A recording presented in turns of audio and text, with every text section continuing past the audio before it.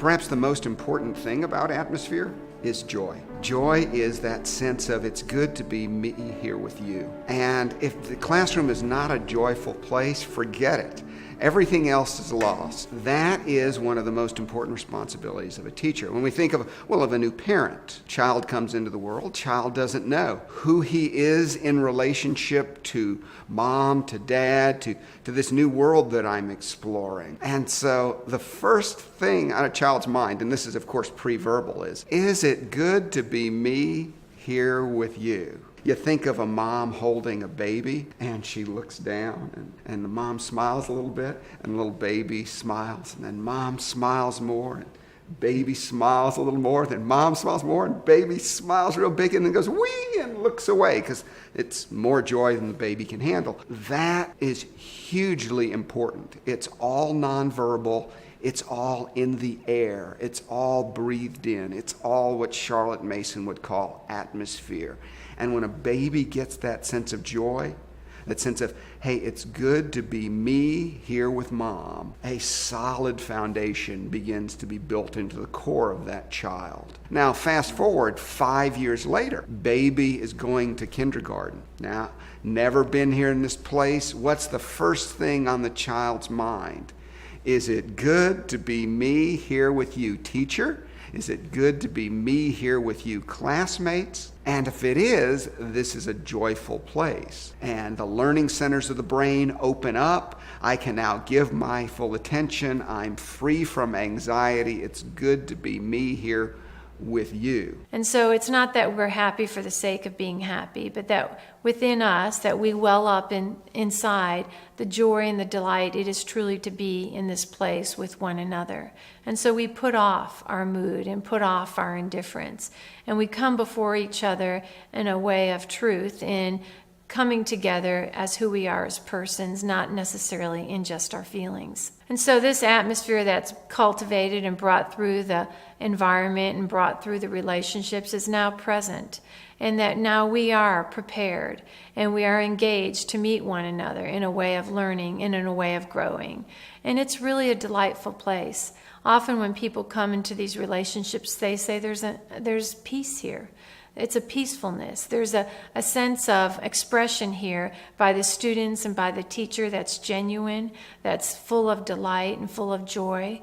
And it doesn't mean people are smiling all the time, all day. I mean, there's lots of serious work going on, but yet there's humor too.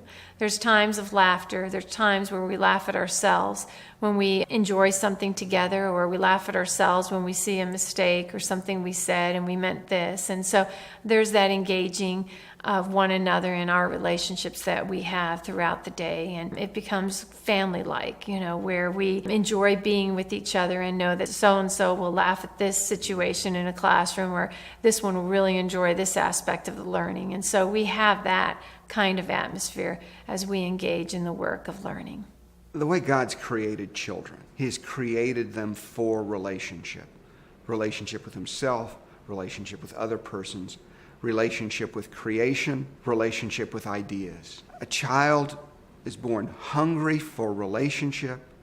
As I said before, a child's born wanting to know, is it good to be me here with you? Am I safe? And once a resounding yes comes back to that question, it is good to be me here with you, the child's heart jumps and he says, great, I want to explore this world. It's good to be me here in this world. It's good to be me here with you. Let's now find out what this place is all about.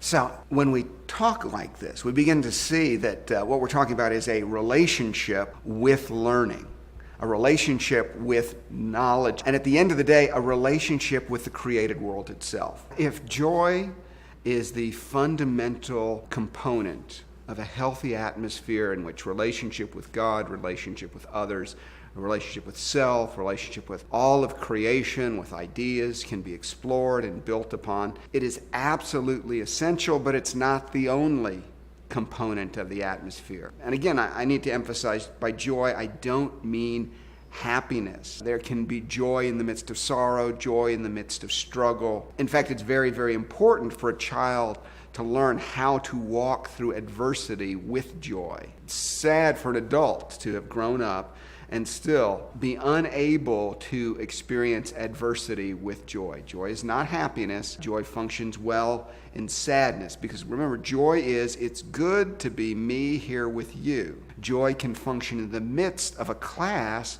when I'm struggling with algebra, when I'm struggling to learn chemistry, when I'm struggling to learn my math facts, or to write, or to hold the pen in hand and to form the numbers and the letters carefully and accurately. Joy can function in the midst of those struggles. That is essential. In fact, the only joy worth its name is joy that can function in the midst of the struggle. This kind of joy must permeate our homes. It must permeate our schools if children are to grow up easily and fluidly into the love, joy, peace, patience, kindness, goodness, gentleness, faithfulness, and self-control that God would have for us.